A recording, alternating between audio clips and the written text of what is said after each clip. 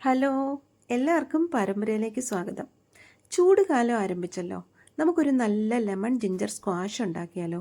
യാതൊരു പ്രിസർവേറ്റീവുകളും ചേർക്കാതെ തന്നെ വളരെ നാച്ചുറലായിട്ടുള്ള രീതിയിൽ തയ്യാറാക്കിയെടുത്തൊരു സ്ക്വാഷാണ്. നമുക്കിതൊരു 6 മാസം വരെയൊക്കെ ഫ്രിഡ്ജിൽ കേടുകൂടാതെ സൂക്ഷിക്കാൻ പറ്റിയ വളരെ രുചികരമായിട്ടുള്ളൊരു സ്ക്വാഷാണ്. അതിനായിട്ട് ഞാൻ ഒരു 15 വലിയ നാരങ്ങയുടെ നീരെടുത്തിട്ടുണ്ട് കേട്ടോ. നമുക്ക് ഇത്ര നാരങ്ങ അത്ര നാരങ്ങ എന്ന് പറയാൻ പറ്റില്ലല്ലോ, കാരണം നാരങ്ങയ്ക്ക് വലിപ്പച്ചെറുപ്പം ഉണ്ടാവും. നമ്മളതിൻ്റെ ജ്യൂസാണ് അളക്കുന്നത്. അപ്പോൾ അതിലോട്ട് ചേർക്കാനായിട്ട് ഞാനൊരു 50 ഗ്രാം ഇഞ്ചി നന്നായിട്ട് ചുരണ്ടി എടുത്ത് വെച്ചിട്ടുണ്ട്. ഈ ഇഞ്ചിയുടെ ഒരു ഫ്ലേവർ ആ സ്ക്വാഷിലോട്ട് വരുമ്പോഴത്തേക്ക് അത് കുടിക്കാൻ നല്ലൊരു ടേസ്റ്റ് ആയിരിക്കും. ഒരു പക്ഷേ നിങ്ങൾക്ക് ഈ ഇഞ്ചിയുടെ ഫ്ലേവർ ഇഷ്ടമല്ല എന്നുണ്ടെങ്കിൽ ഈ ഇഞ്ചി നിങ്ങൾക്ക് സ്കിപ്പ് ചെയ്യാവുന്നതേ ഉള്ളൂ. സ്കിപ്പ് ചെയ്തിട്ട് ബാക്കി സ്ക്വാഷിൻ്റെ പ്രോസസ്സ് അതുപോലെ ചെയ്യാവുന്നതേ ഉള്ളൂ. ആ ഇഞ്ചി ഞാൻ ചുരണ്ടിയെടുത്ത് മിക്സിയുടെ ചെറിയ ജാറിലോട്ട് ഇട്ട് കൊടുത്ത് നന്നായിട്ട് ഫൈനായിട്ടൊന്ന് അരച്ചെടുത്തിട്ടുണ്ട്. അരച്ചെടുത്ത് അത് നമ്മൾ അരിച്ചെടുക്കുകയാണ്. അരിച്ചെടുത്ത് കഴിയുമ്പോൾ അതിനകത്ത് കരടോ ഒന്നും കാണാൻ പാടില്ല. വളരെ ചെറിയ അരിപ്പയിൽ നന്നായിട്ട് ദേ കണ്ടില്ലേ, നല്ല തെളിയായിട്ട് അരിച്ചെടുത്ത ഒരു ജ്യൂസാണ്. എന്നിട്ട് ഇനി നമ്മൾ ആ ജ്യൂസ്, നമ്മൾ എടുത്തു വെച്ച ലെമണിൻ്റെ ജ്യൂസ് നമ്മൾ അളക്കുക. അളന്നിട്ട് ആ ജ്യൂസിൻ്റെ അതേ അളവ് വെള്ളവും ഡബിൾ പഞ്ചസാരയും അങ്ങനെയാണ് ഇടേണ്ടത്. ഇപ്പം നമുക്ക് 1 കപ്പ് ജ്യൂസ് ഉണ്ടെങ്കിൽ 1 കപ്പ് വെള്ളം തന്നെ ഒഴിക്കുക, 2 കപ്പ് പഞ്ചസാര ഇടുക. എന്നിട്ട് അടുപ്പിൽ വെച്ച് നമ്മൾ ഇളക്കി, അത് നൂൽപ്പരുവം ഒന്നും ആകേണ്ട കാര്യമില്ല. ആ പഞ്ചസാരയെല്ലാം നന്നായിട്ടൊന്ന് അലിയണം. അലിഞ്ഞതിന് ശേഷം ഒന്ന് കൊഴുക്കാൻ തുടങ്ങുമല്ലോ, ആ ഒരു നൂൽപ്പരുവം ഒന്നും ആകേണ്ട കാര്യമില്ല.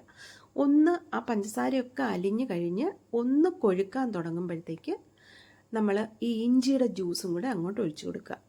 ഒഴിച്ചു കൊടുത്ത് ഒരു 5 മിനിറ്റും കൂടെ ഒന്ന് ഇളക്കി, അത് നന്നായിട്ട് ഇഞ്ചിയുടെ ജ്യൂസും ഈ പഞ്ചസാര ലൈനിയും എല്ലാം കൂടെ നന്നായിട്ട് ഒന്ന് വെന്ത് ഒന്ന് മിക്സായി ലൈറ്റായിട്ടൊന്ന് കൊഴുത്തു വരുന്ന ഒരു പരുവമാകുമ്പോഴത്തേക്ക് നമ്മൾ അടുപ്പ് ഓഫ് ചെയ്യുക. ശ്രദ്ധിക്കുക, ഇത് പാനിയായി പോകരുത്, ഒരു നൂൽ പരുവവും ആയി പോകരുത്.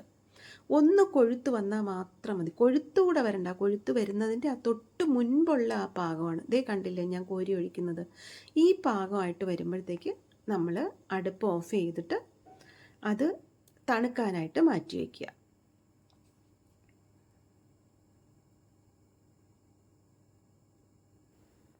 നന്നായിട്ട് തണുത്തതിന് ശേഷം ഒരു നല്ല ഉണങ്ങിയ ഒരു പാത്രത്തിലോട്ട് ഇതുപോലെ ഒരു അരിപ്പ് വെച്ച് അത് അരിച്ചൊഴിക്കുക.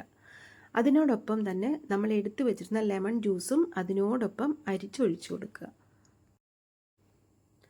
ഇനി നന്നായിട്ട് മിക്സ് ചെയ്യുക. മിക്സ് ചെയ്തതിന് ശേഷം ഇത്രയേ ഉള്ളൂ പണി, വേറെ ജോലിയൊന്നുമില്ല. എളുപ്പത്തിൽ നമ്മളൊരു അടിപൊളി സ്ക്വാഷ് ഉണ്ടാക്കി കഴിഞ്ഞു.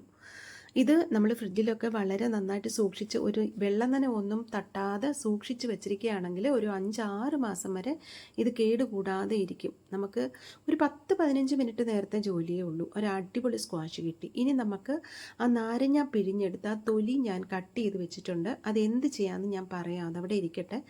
ഇനി നമ്മൾ ഒരു ഒട്ടും വെള്ളമയം ഇല്ലാത്തൊരു ബോട്ടിലിലോട്ട് ഈ സ്ക്വാഷ് ഒഴിച്ച് സൂക്ഷിക്കുകയാണ് ചെയ്യുന്നത്. അപ്പോൾ ഇത് കുടിക്കേണ്ട കണക്കെന്ന് പറയുന്നത് 1:3 ആണ്. അതായത് 1 ഭാഗം സ്ക്വാഷും 3 ഭാഗം വെള്ളവും കൂടെ ചേർത്താണ് കുടിക്കേണ്ടത്. അതുപോലെ നോർമൽ വെള്ളത്തിൽ കുടിക്കുന്നതിനേക്കാളും നമ്മൾ ഐസ് വാട്ടറിൽ കുടിക്കുമ്പോഴാണ് അതിൻ്റെ ഒരു നല്ല ടേസ്റ്റ് നമുക്ക് കിട്ടുന്നത്. അപ്പോൾ ഇതിന് നിങ്ങൾ ഒരുപക്ഷെ ഒരുപാട് ഉണ്ടാക്കി വെക്കുകയാണെങ്കിൽ അതിൻ്റെ പ്രിസർവേറ്റീവ് എന്ന് പറയുന്നത് സോഡിയം ബെൻസോയേറ്റ് ആണ്. അത് ഒരു 1/2 ടീസ്പൂൺ ഒരു 1/4 ഗ്ലാസ് വെള്ളത്തിൽ കലക്കി സ്ക്വാഷിലോട്ട് മിക്സ് ചെയ്ത് സൂക്ഷിച്ചാൽ മതി. അത് നമുക്ക് ഈ ഒരു സ്ക്വാഷിനൊന്നും അതിൻ്റെ ആവശ്യമില്ല. 6 മാസം വരെ നമുക്ക് ഫ്രിഡ്ജിൽ കേടുകൂടാതെ സൂക്ഷിക്കാൻ പറ്റും. ഒരു പക്ഷേ നിങ്ങൾക്ക് വേണമെങ്കിൽ എന്നുള്ളതാണ് ഞാൻ പറഞ്ഞത്. ഇനി നമ്മൾ എടുത്തു വെച്ചിരുന്ന നാരങ്ങാത്തൊലി നിങ്ങൾ എങ്ങനെയാണ് പിക്കിൾ ഉണ്ടാക്കുന്നതോ അതുപോലെ ഒരു പിക്കിൾ ഉണ്ടാക്കി നമുക്ക് സൂക്ഷിക്കാവുന്നതാണ്. അപ്പോൾ നമുക്ക് ഒരു അടിപൊളി പിക്കിളും കിട്ടിയിട്ടുണ്ട്, ഒരു 1.5 ലിറ്റർ സ്ക്വാഷും കിട്ടിയിട്ടുണ്ട്.